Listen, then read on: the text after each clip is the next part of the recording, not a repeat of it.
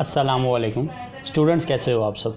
आज की वीडियो काफ़ी ज़्यादा इंपॉर्टेंट है। इसकी वजह यह है कि जितने भी फ्रेशर्स हैं जिनका एनईडी में रिसेंटली अभी एडमिशन हुआ है, तो उन्हें एक चीज़ सीखनी होगी क्रेडिट आवर्स के बारे में। उन्हें एक इन्फॉर्मेशन जो है वो मालूम करनी होगी। ये फर्स्ट सेमेस्टर में आपको इसके बारे में पता चल जाता है, लेकिन थोड़ा लेट पता चलता है। तो मेरी कोशिश है कि मैं आप लोगों को हर वो चीज़ बताता हूँ जिससे आपका रिज़ल्ट इंप्रूव हो सके और आप यूँ ही लाइफ को एंजॉय कर सकें। तो अगर आप अपने सीनियर से बात करें तो आपका जो सीनियर्स होंगे जितने भी, वो आपको हमेशा ये बात कहेंगे, एक बात हमेशा लाजमी कहेंगे कि वो उन सब्जेक्ट्स पे मेहनत लाजमी ज़्यादा कीजिएगा जिनका क्रेडिट आवर ज़्यादा है। तो अब वो क्रेडिट आवर जिनका ज़्यादा है जिस सब्जेक्ट का, वो कैसे पता चलेगा, और आपकी फ़ील्ड के मोस्ट जो मेन सब्जेक्ट्स हैं उनका कैसे पता चलेगा, हर चीज़ को इस वीडियो में डिटेल में बताऊँगा। ख़ास तौर पे जो मेरा फोकस होगा वो क्रेडिट आवर्स पे होगा। तो मैं आपको प्रोग्रेसिव ट्रांसक्रिप्ट के थ्रू भी एक्सप्लेन करने की कोशिश करूँगा और क्रेडिट आवर्स पे ही आपको एक्सप्लेन करूँगा। तो ये मैं आप मैकेनिकल फील्ड, ये मैकेनिकल प्रोस्पेक्टस आपके पास अगर आपको मिला होगा जब आपने टेस्ट दिया होगा एनईडी में, तो आप अपने प्रोस्पेक्टस में अपनी कोई डिज़ायर्ड फील्ड जो आपने फील्ड चूज़ की है वो निकाल लें। तो मैं मैकेनिकल इंजीनियरिंग के थ्रू जो है वो आपको एक्सप्लेन करूँगा। देखें, फर्स्ट सेमेस्टर यानी ये जो फर्स्ट सेमेस्टर है फॉल सेमेस्टर कहलाता है, और जो सेकंड होता है वो स्प्रिंग सेमेस्टर कहलाता है। तो फॉल सेमेस्टर यानी फर्स्ट सेमेस्टर, इसमें जो हम सब्जेक्ट्स पढ़ते हैं ये applied chemistry, calculus, basic electricity and electronics, ये BEE कहलाता है। इंजीनियरिंग ड्राइंग और Pakistan studies, computer aided drawing और कम्युनिटी सर्विस। सही है। अच्छा, ये कम्युनिटी सर्विस के आगे देखें NC लिखा हुआ है और यानी नील, सही है, और बाकियों में क्रेडिट आवर्स भी लिखे हुए हैं। तो ये दोनों चीज़ें बताता हूँ। और ये कि आपकी जैसे मैकेनिकल इंजीनियरिंग का मेन सब्जेक्ट्स कौन से हैं जो फर्स्ट सेमेस्टर में हम पढ़ेंगे। तो मैकेनिकल इंजीनियरिंग की जो ME से शॉर्ट फॉर्म है ना इसकी, तो ME में देखें ME में कौन सा कोर्स है जो कि आपको यहाँ दिख रहा हो। तो ME में एक ही कोर्स ये है, ME 111 इंजीनियरिंग ड्राइंग। ये मैकेनिकल इंजीनियरिंग का मेन कोर्स है जो कि आप फर्स्ट सेमेस्टर में पढ़ने वाले हैं। और एक और मेन कोर्स है ME 113, ये मैकेनिकल इंजीनियरिंग का एक और मेन कोर्स है, कंप्यूटर एडेड ड्राइंग। तो सही है। बाकी जो कोर्स हैं ये दीगर यानी डिफरेंट डिपार्टमेंट के हैं। CY कोई और डिपार्टमेंट होगा, इसकी फुल फॉर्म देख लीजिएगा। MTEE इलेक्ट्रिकल इंजीनियरिंग का ये है, बेसिक इलेक्ट्रिसिटी एंड इलेक्ट्रॉनिक्स। और ये HS पाकिस्तान स्टडीज़ का है, और ये ME ये तो मैकेनिकल का हो गया, और HS जो है तमाम देख लीजिएगा। शॉर्ट फॉर्म ये लिखी हुई होती है यहाँ पे। अच्छा देखें, क्रेडिट आवर्स देखें, यहाँ लिखा हुआ है थ्योरी TH, और ये लिखा हुआ है प्रैक्टिकल।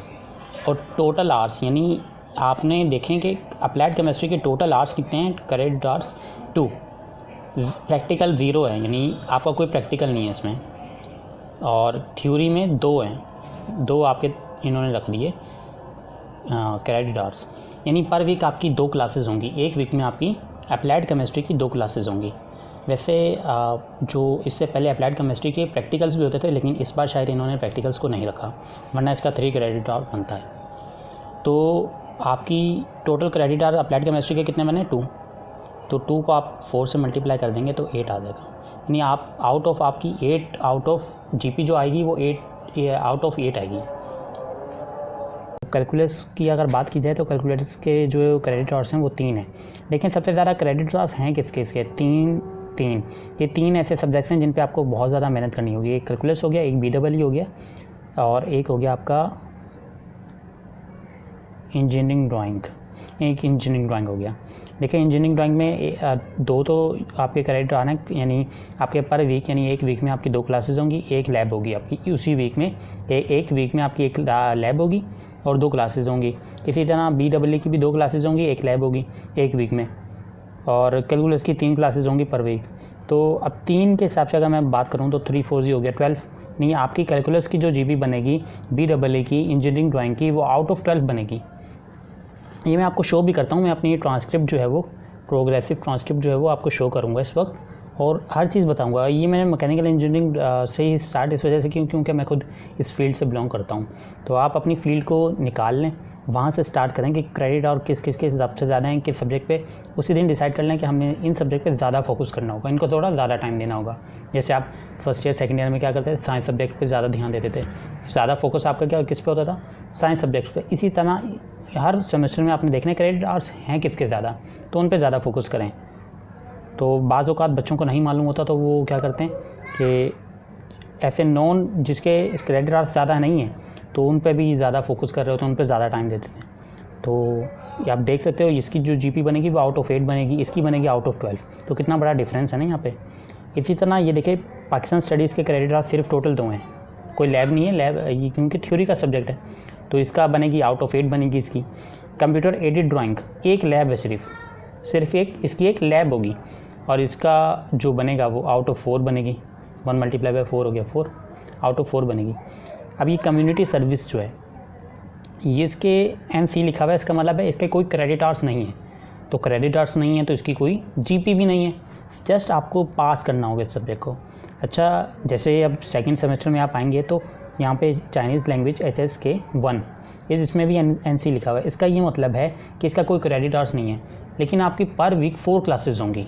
सही है, कैसे होंगी 4 क्लासेस से मतलब ये है कि फॉर एग्जांपल ट्यूसडे को आपकी चाइनीज़ की क्लासेस होती हैं तो दो एक साथ क्लासेस होंगी। वेडनेसडे को अगर होती है 2 एक साथ होंगी, यानी टोटल एक वीक में 4 क्लासेस बनेगी 2-2 करके। लेकिन इसके क्रेडिट आवर्स कोई नहीं लिखे हुए। तो आपको ये बता दूं कि जस्ट आपने इसको पास करना है। इसकी एक बच्चा है जो कि चाइनीज़ लैंग्वेज का 100% पेपर अटैम्प्ट करता है, बिल्कुल सही, और एक बच्चा जिसने पासिंग मार्क्स लिए, दोनों इक्वल हैं चाइनीज़ लैंग्वेज में। उसकी वजह यह है कि इसकी कोई जीपी नहीं काउंट होती, इसकी कोई जीपी कैलकुलेट नहीं होती, ना ही इसका 100% आप पेपर अटैम्प्ट करने का कोई इफ़ेक्ट नहीं होता आपके दूसरे सब्जेक्ट पे, आपकी दूसरी सब्जेक्ट की जीपी पर कोई इफ़ेक्ट नहीं हो पड़ेगा। सही है ना, जो आपकी एवरेज जीपी बनती है 4 से उस पर कोई इफ़ेक्ट नहीं होगा चाइनीज़ लैंग्वेज का या कम्युनिटी सर्विस का या चाइनीज़ लैंग्वेज 2 का, क्योंकि जस्ट आपको इनको पास करना है, सिर्फ पास करना है। और प्रोग्रेसिव ट्रांसक्रिप्ट में जब आपको शो कर दूंगा, अभी करता हूँ आपको, तो वहाँ लिखा हुआ होगा सिर्फ P पास, या अगर आप फेल होंगे अल्लाह ना करे तो वहाँ लिखा होगा F जस्ट। जबकि दीगर जो सब्जेक्ट्स होंगे उसमें आपको बाकायदा तौर पे जीपी लिखी हुई होगी कि क्या क्या जीपी है। सो गाइज़ अब स्क्रीन की तरफ चलते हैं और आपको पिक्चर शो करता हूँ। तो गाइज़ ये आप देख सकते हैं मेरी ट्रांसक्रिप्ट है, ये 3 सेमेस्टर जो हैं ये इसकी है।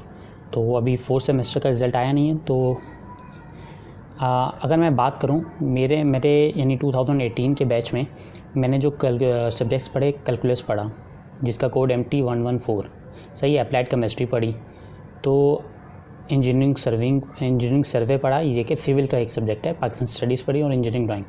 मैंने पढ़े हैं 5 सब्जेक्ट्स, लेकिन इस बार यानी 2020 के बैच में देखें कितने ज़्यादा सब्जेक्ट हैं, ज़्यादा हुए ना, तो ये चेंज होते रहते हैं, यानी सब्जेक्ट्स वही होते हैं, लेकिन बस ये कि फर्स्ट सेमेस्टर में आपके जो सब्जेक्ट्स हैं, आपकी जो जो कि 2020 वाले के बैच वाले जो सब्जेक्ट पढ़ेंगे, जो कि हम लोगों ने फर्स्ट सेमेस्टर में नहीं पढ़े, तो वो हमारे किसी और सेमेस्टर में आ जाएंगे। अब ये देखें कैलकुलस की हमारी जो क्रेडिट आवर्स था वो 3 था, सही है। तो अब आउट ऑफ कितनी बनेगी, 12, आउट ऑफ 12 आएगी ना मेरी जीपी। तो मेरी जीपी देखें आउट ऑफ 12 ही, यानी पूरी जीपी आई है, 12 में से 12 जीपी आई है, तो जो कि एवरेज बनेगी 4 में से। इसी तरह अप्लाइड केमिस्ट्री के क्रेडिट आवर्स हैं मेरी बार, यानी 2018 के बैच में 4 क्रेडिट आवर्स हैं। लेकिन अगर आपने नोट किया हो तो मैंने आपको एक्सप्लेन करते हुए बताया था, क्रेडिट आवर्स इस बार जो 2020 के बैच में 2 हैं। हमारी 1 लैब थी और 3 क्लासेस हुआ करती थी, लेकिन इस बार इन्होंने क्या किया है, सिर्फ 2 क्लासेस रखी हैं, यानी 2 क्रेडिट आवर्स रखे हैं। तो अप्लाइड केमिस्ट्री के 4 क्रेडिट आवर्स हैं, यानी इस पर हम लोगों ने बहुत मेहनत की होगी फर्स्ट सेमेस्टर में, और करनी चाहिए थी क्योंकि इसके क्रेडिट आवर्स ज़्यादा हैं। तो आउट ऑफ 16 बनी जीपी, और 16 में से 16 मेरी कंप्लीट आई है। इंजीनियरिंग सर्वे का भी क्रेडिट आवर 4 था, 1 लैब होती थी और 3 क्लासेस थी पर वीक, तो 4 4 ज़ा 16 हो गया, 16 में से मेरी 16 कंप्लीट आई है। अब पाकिस्तान स्टडीज़ के क्रेडिट आवर हैं 2, तो इसके बने 8, आउट ऑफ 8 आनी चाहिए थी, तो 8 में से 8 आई है, देख सकते हैं। अब इंजीनियरिंग ड्राइंग में अगर आप देखें, जो कि मैकेनिकल का मेन सब्जेक्ट है, कैसे पता चला, ME लिखा हुआ है ना, शुरू में कोड लिखा हुआ है, तो इसकी बननी चाहिए थी 3 4 ज़ा 12, यानी आउट ऑफ 12 आनी चाहिए थी। तो 12 में से मेरी 11.1 आई है, देख रहे हैं। बाकी सब्जेक्ट में मेरी जीपी कंप्लीट थी, आउट ऑफ 12 आई कैलकुलस में, अप्लाइड केमिस्ट्री में आउट ऑफ 16 आई, इंजीनियरिंग सर्वे में आउट ऑफ 16 आई, पाकिस्तान स्टडीज़ में आउट ऑफ 8 आई। जबकि इंजीनियरिंग ड्राइंग में अगर आप नोट डाउन करें तो आउट ऑफ 12 मेरी 11.1 आई है, जो कि 0.9 कम है। और जब इनका एवरेज लिया गया तो मेरी जीपी अराउंड बनी थी 3.91 फर्स्ट सेमेस्टर में। इसी तरह सेकंड सेमेस्टर का भी आप खुद देख लीजिएगा। अच्छा देखें, सेकंड सेमेस्टर में HSK चाइनीज़ लैंग्वेज क्या लिखा हुआ है, सिर्फ पास, इसके कोई क्रेडिट आवर्स नहीं है, कोई GP नहीं, देख रहे हैं। इसी तरह आप थर्ड सेमेस्टर में भी देख लें, चाइनीज़ लैंग्वेज जस्ट लिखा हुआ है पास, P फॉर पास, सही है। अच्छा अब देखें A+ किन किन सब्जेक्ट्स में आ रहे हैं। A+ का भी बहुत अहम रोल है। A+ जितने सब्जेक्ट्स आपके पास, जितने ज़्यादा A+ होंगे, जब आप ग्रेजुएट हो जाएंगे, जब आपको अवार्ड की जाएगी डिग्री, तो गोल्ड मेडलिस्ट A+ की बेसिस पे डिसाइड किए जाते हैं। तो आप A+ जो है ना वो बहुत मुश्किल होता है लेना। उसकी वजह ये है कि देखें GP कंप्लीट है मेरी, लेकिन आपके जो मार्क्स होते हैं वो आउट ऑफ कैलकुलस के आई थिंक 100 आउट ऑफ 100 में से आपका पेपर होता है अप्लाइड केमिस्ट्री का 150 में से होता है। 100 थ्योरी के मार्क्स होते हैं और 150 मार्क्स होते हैं आपके प्रैक्टिकल के। इंजीनियरिंग सर्वे का भी यही होता है, 50 मार्क्स प्रैक्टिकल, 100 मार्क्स थ्योरी, तो 150 में से होते हैं। पाकिस्तान स्टडीज़ के 100 होते हैं, इंजीनियरिंग ड्राइंग के भी 150 होते हैं, 100 का पेपर, 50 की थ्योरी वो प्रैक्टिकल्स, सही है। तो अब कैलकुलस में 100 का मार्क्स थे, सही है। तो 100 में से अगर आप 90 से अबव ले लेते हैं आपने, तो आपका आ गया A+, ये हुआ होगा। सो गाइस, जैसा कि अभी तक मैंने आप लोगों को बताया, आई होप आपको एक एक चीज़ समझ में आ गई होगी। ये वीडियो तब बहुत ही इंपॉर्टेंट है ना उन स्टूडेंट्स के लिए। मैं रिक्वेस्ट करूँगा जिन लोगों ने COD अप्लाई करनी है, चेंज ऑफ डिपार्टमेंट, और उन स्टूडेंट्स के लिए भी जिन्होंने एक अच्छी GP मेंटेन रखनी है, क्योंकि ये वो बातें हैं कि फर्स्ट सेमेस्टर में नहीं पता चलती। जिन लोगों का कांटेक्ट सीनियर से और रिलेटिव्स जो होते हैं वो NED से पढ़ चुके होते हैं, तो उन्हें कुछ आइडिया हो जाता है, उन्हें गाइडलाइन मिल जाती है। लेकिन ऐसे स्टूडेंट्स जिनको नहीं मिलती, तो ये बहुत ही इंपॉर्टेंट वीडियो उन स्टूडेंट्स के लिए। अब मैं आपको बताता हूँ कि 100 मार्क्स होते हैं आपके थ्योरी के, प्लस वो सब्जेक्ट जिनका प्रैक्टिकल वाले सब्जेक्ट हैं, तो उनके 50 मार्क्स हो गए प्रैक्टिकल के। मैं उनकी बात कर रहा हूँ जो टोटली प्रैक्टिकल और थ्योरी वाले सब्जेक्ट्स हैं। जो टोटल थ्योरी वाले सब्जेक्ट्स हैं उनके 100 मार्क्स होते हैं। तो थ्योरी वाले सब्जेक्ट में 40 मार्क्स होते हैं आपके सेशनल मार्क्स। अभी मैं आप लोगों को बताता हूँ, ये 40 मार्क्स जो सेशनल कहलाएंगे 40 मार्क्स, सही है। इन 40 में से 20 मार्क्स होते हैं मिड टर्म के, यानी आपका एक मिड टर्म पेपर होगा, और ये आपको पता भी नहीं चलेगा। फर्स्ट सेमेस्टर मैंने आपको लास्ट वीडियो में बताया था कि बहुत जल्दी मिड टर्म आ जाते हैं।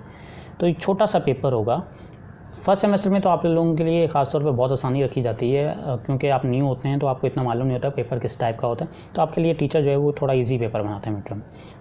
कुछ चंद क्वेश्चन होते हैं, 2-3 क्वेश्चन होते हैं, बाज़ औक़ात तो MCQs बेस ले लेते हैं टीचर्स। तो 20 मार्क्स रखे हुए होते हैं मिड टर्म के लिए। तो ये मैं आपको एक्सपीरियंस भी शेयर करूँगा कि आपने अगर सेशनल मार्क्स का आपकी GP पर कितना बड़ा इफेक्ट हो सकता है। तो 40 में से आपने 20 मार्क्स आपने ले लिए मिड टर्म के लिए। 20 मार्क्स जो बचे हैं वो आपका टीचर डिसाइड करेगा कि वो बिहेवियर के देगा, अटेंडेंस के देगा या असाइनमेंट के देगा। कुछ टीचर्स होते हैं जो कि 20 में से कुछ मार्क्स रखते हैं आपकी अटेंडेंस के लिए, फॉर एग्जांपल अटेंडेंस के लिए, सही है। कुछ हैं क्लास बिहेवियर, और कुछ टीचर्स होते हैं जो टोटली इन चीज़ों को इग्नोर करते हैं, असाइनमेंट प्लस आपके 10 मार्क्स का कोई टेस्ट ले लेते हैं। इस तरह से आपका टीचर डिसाइड करता है 20 मार्क्स। टोटली ये आपके टीचर्स पे डिपेंड करता है, आपके टीचर के साथ वो होना चाहिए। तो जो लोग आपको ये कह रहे हैं ना कि आपका टीचर के साथ रिलेशन अच्छा होना चाहिए, तो वो बिल्कुल गलत है। अच्छा रखें, बिहेवियर अच्छा होना चाहिए। ऐसा नहीं है कि आपका टीचर, अगर आपके साथ रिलेशन अच्छा है, आपका टीचर को 20 मार्क्स देगा, बिल्कुल इंसाफ के साथ, जैसे दूसरे स्टूडेंट के साथ होगा वैसे ही आपके साथ होगा। तो 20 में से आपका टीचर डिसाइड करेगा कि अटेंडेंस के दे या बिहेवियर के दे, या फिर उनमें से आपको आपका टीचर पहले दिन शुरू के स्टार्टिंग डेज में बता देगा कि वो असाइनमेंट लेगा 10 मार्क्स का टेस्ट लेगा, या 10 मार्क्स का अटेंडेंस मार्क्स हैं या बिहेवियर मार्क्स हैं, जो भी होगा 20 मार्क्स आपके टीचर के हाथ। अभी तक 4 सेमेस्टर हो चुके हैं ईयर में, तो मैं अपना एक एक्सपीरियंस शेयर करता हूँ आप लोगों के साथ। सेशनल मार्क्स इतनी इंपॉर्टेंट है ना आपकी GP में कि अगर आपने मिड टर्म बहुत अच्छा देना है, याद रखिएगा। एक इंपॉर्टेंट बात बताऊं, मिड टर्म जो होता है ना वो टोटली कॉपी वर्क, याद रखिएगा। मैंने बहुत ज़्यादा नोट किया है, इवन कि मेरी क्लास फेलोज़ हैं, क्लासमेट्स तमाम मेरे इस बात से एग्री भी करते हैं कि जो मिड टर्म होता है वो आपकी क्लास की कॉपी से, यानी क्लास लेक्चर कॉपी से आता है, और जो कि फ़ाइनल होता है वो थोड़ा बहुत आउट भी आता है। तो आपने कोशिश करनी है कि 40 में से आपके 39, 38, 37, 35 अबव हों, तो आपके बहुत ही अच्छी, आप 4 GP ले सकते हो या 4 के करीब करीब ले सकते हो, 4 से कम ले लोगे 3.8 3.5 इस तरह से ले सकते हो। तो आपने सेशनल मार्क्स बहुत अच्छे रखने हैं, यानी 20 मार्क्स को भी बहुत अच्छा बनाना है और मिड टर्म के मार्क्स को भी बहुत अच्छे लेने हैं। सेकंड ये कि 60 मार्क्स बचे आप फाइनल के लिए, थ्योरी वाले सब्जेक्ट की बात कर रहा हूँ।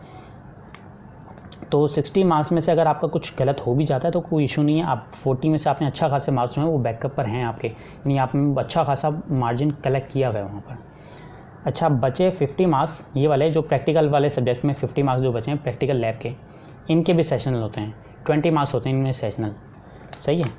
50 मार्क्स जो लैब वाले हैं ना, लैब वाले, तो इनमें से क्या करते हैं, आपके लैब वाला क्या डिसाइड करता है, बाज़ औक़ात तो ज़्यादातर लैब वाले यही करते हैं कि 20 मार्क्स जो सेशनल होते हैं उनमें से 10 मार्क्स जो दे देते हैं आपकी लैब की अटेंडेंस, और कुछ देते हैं लैब की परफॉर्मेंस, आप परफॉर्म किस तरह से कर रहे हैं लैब में, या बिहेवियर, इसे अगेन यही चीज़ें आ गई। यहाँ आपको इसमें भी असाइनमेंट दे दिया जाता है, तो कोई जो है वो आपको एक टॉपिक दे दिया जाएगा, उस पर आपने असाइनमेंट बनाना होगा या कैलकुलेशंस करनी होंगी, या वो आपकी जो मैनुअल आप बनाते हैं उसके मार्क्स। तो इस तरह से जो है वो 20 मार्क्स आपके लैब के मैनुअल लैब की 20 मार्क्स सेशनल हो गए, 30 जो बचे वो आपका फ़ाइनल वाइवा होगा। तो फाइनल वाइवा में आपको मालूम ही है जैसे कॉलेज में होता था वैसे ही होता है, आपका टीचर इक्विपमेंट्स आपने रखेगा, आपसे पूछा जाएगा इन चीज़ों के बारे में, तो ऐसा है वो तो बात की कहानी है। बस ये थी कुछ बेसिक्स जो कि आपको पता होने चाहिए। हर स्टूडेंट के लिए वीडियो बहुत ही इंपॉर्टेंट है, मैंने बहुत दिल से बनाई ये वीडियो, अपना एक्सपीरियंस भी शेयर किया आप लोगों के साथ कि क्या है। तो अगर आपको कोई इसमें वीडियो में कोई क्वेश्चन हो तो मैं लाजमी इस वीडियो में जितने भी लाजमी रिप्लाई करूँगा, मेरी कोशिश होती है हमेशा रिप्लाई करूँ, मैं नहीं कर पाता क्योंकि बिज़ी हूँ। तो इस वीडियो में जितने भी कमेंट्स होंगे मैं पूरी कोशिश करूँगा रिप्लाई करूँ। तो कोई क्वेश्चन हो आपको नहीं समझ आई हो तो आप बताइएगा।